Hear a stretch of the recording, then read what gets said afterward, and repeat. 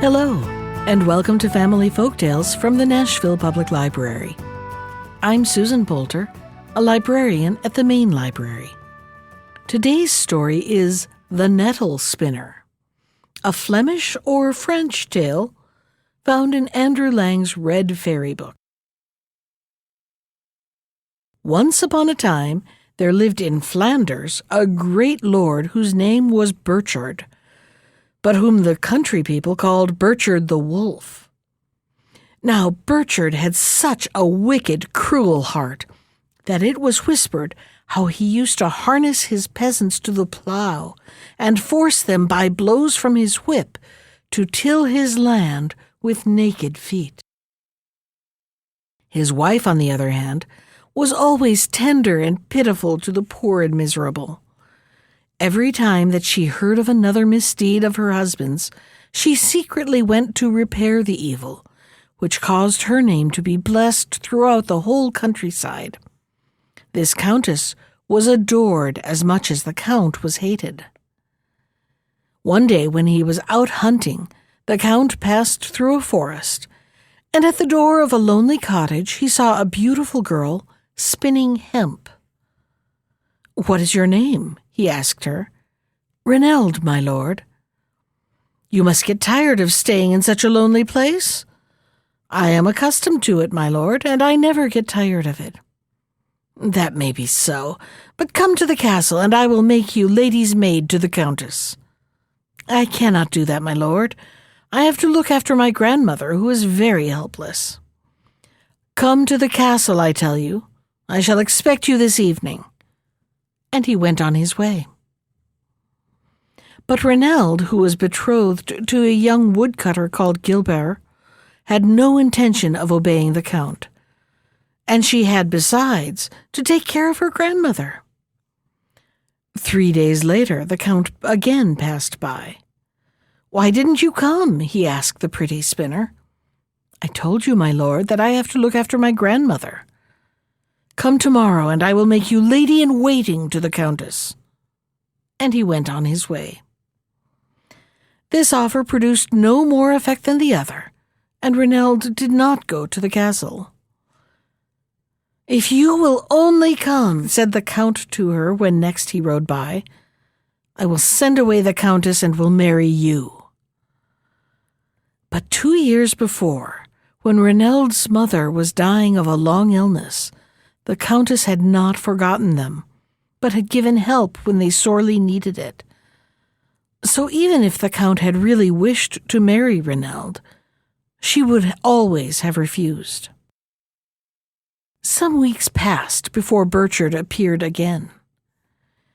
Renelde hoped she had got rid of him, when one day he stopped at the door, his duck gun under his arm and his game bag on his shoulder. This time Renelde was spinning not hemp, but flax. "What are you spinning?" he asked in a rough voice. "My wedding shift, my lord." "You are going to be married, then?" "Yes, my lord, by your leave." For at that time no peasant could marry without the leave of his master. "I will give you leave on one condition. Do you see those tall nettles that grow on the tombs in the churchyard? Go and gather them, and spin them into 2 fine shifts. One shall be your bridal shift, and the other shall be my shroud, for you shall be married the day that I am laid in my grave." And the count turned away with a mocking laugh. Renelde trembled. Never in all the land had such a thing been heard of as the spinning of nettles. And besides, the count seemed made of iron and was very proud of his strength, often boasting that he should live to be 100. Every evening when his work was done, Gilbert came to visit his future bride. This evening he came as usual, and Renelde told him what Burchard had said. "Would you like me to watch for the wolf and split his skull with a blow from my axe?" "No," replied Renelde. "There must be no blood on my bridal bouquet. And then we must not hurt the count.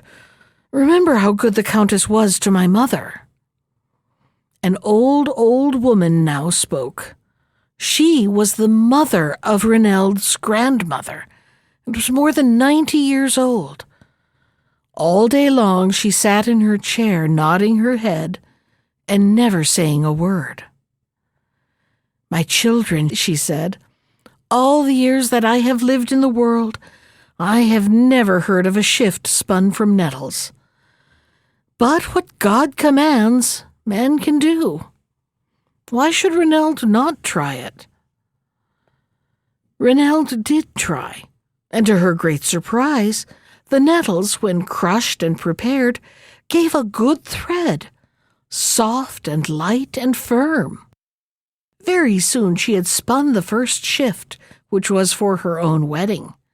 She wove and cut it out at once, hoping that the Count would not force her to begin the other. Just as she had finished sewing it, Burchard the wolf passed by. "Well," said he, "how are the shifts getting on?" "Here, my lord, is my wedding garment," said Reneld, showing him the shift, which was the finest and whitest ever seen. The Count grew pale, but he replied roughly, "Very good. Now begin the other." The spinner set to work. As the Count returned to the castle, a cold shiver passed over him, and he felt, as the saying is, that someone was walking over his grave. He tried to eat his supper, but he could not. He went to bed, shaking with fever. But he did not sleep, and in the morning could not manage to rise. This sudden illness, which every instant became worse, made him very uneasy. No doubt Reneld's spinning wheel knew all about it. Was it not necessary that his body as well as his shroud should be ready for the burial? The first thing Burchard did was to send to Reneld and to stop her wheel. Reneld obeyed, and that evening Gilbert asked her, "Has the Count given his consent to our marriage?" "No," said Reneld. "Continue your work, sweetheart. It is the only way of gaining it. You know he told you so himself." The following morning, as soon as she had put the house in order, the girl sat down to spin. 2 hours after, there arrived some soldiers, and when they saw her spinning, they seized her, tied her arms and legs, and carried her to the bank of the river, which was swollen by the late rains. When they reached the bank, they flung her in and watched her sink, after which they left her. But Reneld rose to the surface, and though she could not swim, she struggled to land. Directly she got home, she sat down and began to spin. Again came the 2 soldiers to the cottage and seized the girl, carried her to the river bank, tied a stone to her neck, and flung her into the river. The moment their backs were turned, the stone untied itself. Reneld waded the ford, returned to the hut, and sat down to spin. This time, the Count resolved to go to Reneld himself, but as he was very weak and unable to walk, he had himself borne in a litter. And still the spinner spun. When he saw her, he fired a shot at her as he would have fired at a wild beast. The bullet rebounded without harming the spinner, who still spun on. Burchard fell into such a violent rage that it nearly killed him. He broke the wheel into 1,000 pieces, and then fell fainting on the ground. He was carried back to the castle unconscious. The next day the wheel was mended, and the spinner sat down to spin. Feeling that while she was spinning he was dying, the Count ordered that her hands should be tied, and that they should not lose sight of her for 1 instant. But the guards fell asleep. The bonds loosed themselves, and the spinner spun on. Burchard had every nettle rooted up for 3 leagues round. Scarcely had they been torn from the soil when they sowed themselves afresh and grew as you were looking at them. They sprung up even in the well-trodden floor of the cottage, and as fast as they were uprooted, the distaff gathered to itself a supply of nettles, crushed, prepared, and ready for spinning. And every day Burchard grew worse and watched his end approaching. Moved by pity for her husband, the Countess at last found out the cause of his illness and entreated him to allow himself to be cured. But the Count in his pride refused more than ever to give his consent to the marriage. So the lady resolved to go without his knowledge to pray for mercy from the spinner, and in the name of Reneld's dead mother, she besought her to spin no more. Reneld gave her promise, but in the evening Gilbert arrived at the cottage. Seeing that the cloth was no farther advanced than it was the evening before, he inquired the reason. Reneld confessed that the Countess had prayed her not to let her husband die. "Will he consent to our marriage?" "No." "Let him die, then." "But what will the Countess say?" "The Countess will understand that it is not your fault. The Count alone is guilty of his own death." "Let us wait a little. Perhaps his heart may be softened." So they waited for 1 month, for 2, for 6, for a year. The spinner spun no more. The Count had ceased to persecute her, but he still refused his consent to the marriage. Gilbert became impatient. The poor girl loved him with her whole soul, and she was more unhappy than she had been before, when Burchard was only tormenting her body. "Let us have done with it," said Gilbert. "Wait a little still," pleaded Reneld. But the young man grew weary. He came more rarely to her home, and very soon he did not come at all. Reneld felt as if her heart would break, but she held firm. One day she met the Count. She clasped her hands as if in prayer and cried, "My lord, have mercy!" Burchard the wolf turned away his head and passed on.